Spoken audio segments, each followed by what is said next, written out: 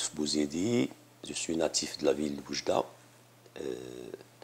Je vis ici en France depuis 30 ans.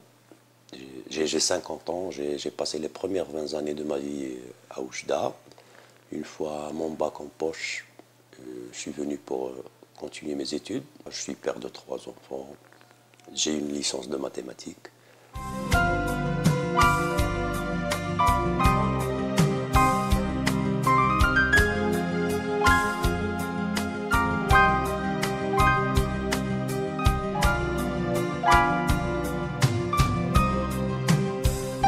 Bon, j'ai quitté le milieu universitaire par nécessité parce que je devais travailler, je devais avoir de quoi vivre et tout.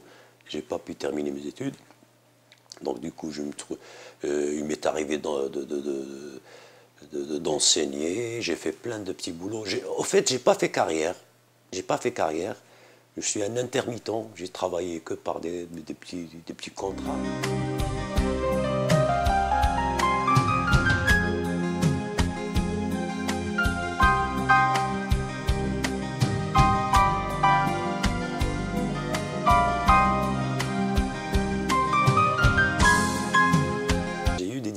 Quand même d'insertion. Mon époque, c'était pas le même racisme, entre guillemets, si on veut dire. Parce qu'il n'y avait pas toute cette... C'est-à-dire que les minorités n'étaient pas aussi visibles que maintenant. Et bon, il y avait un racisme latent, c'est clair et net. Je veux parler de cette thématique parce que je l'ai vécu. Mais, donc, j'ai fait avec les moyens du bord, comme on dit. Et bon, je me suis marié entre-temps, j'ai eu des enfants. Et voilà, la vie continue, quoi.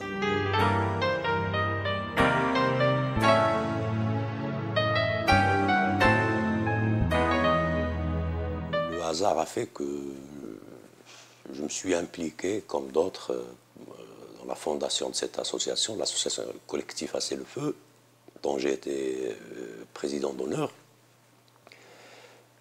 Donc c'était à travers la mort de 2 jeunes électrocutés dans une centrale d'EDF. Et c'était une période préélectorale qui a été exploitée par les politiques, et en particulier le représentant de la droite. Et donc on a été amené à se battre sur ce front-là.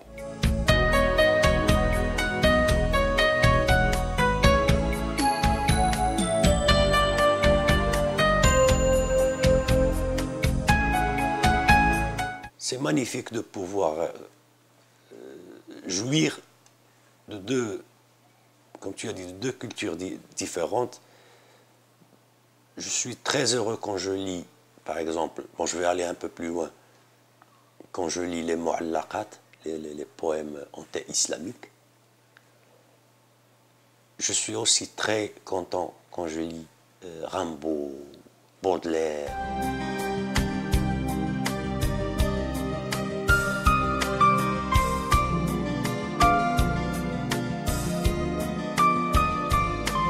C'est le pays de mes ancêtres, c'est la culture dont j'ai été, comment dire, j'ai bercé, et je vois son évolution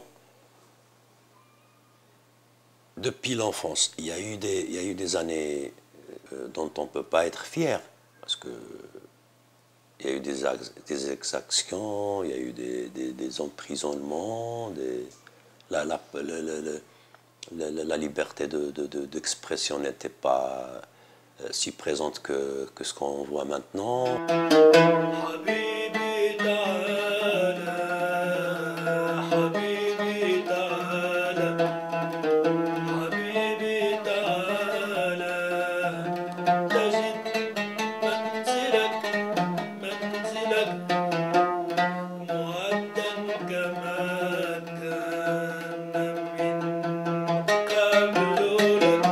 L'Europe d'aujourd'hui, bah, ce qui me vient vraiment à l'esprit là, en premier, c'est ce qui se passe dans le Maghreb, et qui a un lien avec les propositions d'un candidat en 2007 à l'élection présidentielle ici en France et qui voulait créer l'Union pour la Méditerranée. Au fait, ce sont des gens qui ont lancé cette idée et après, bon, ça n'a pas été, au bout d'un an et demi, 2 ans je crois, ils ont arrêté le projet alors que les gens y ont cru. Moi personnellement, j'y ai cru.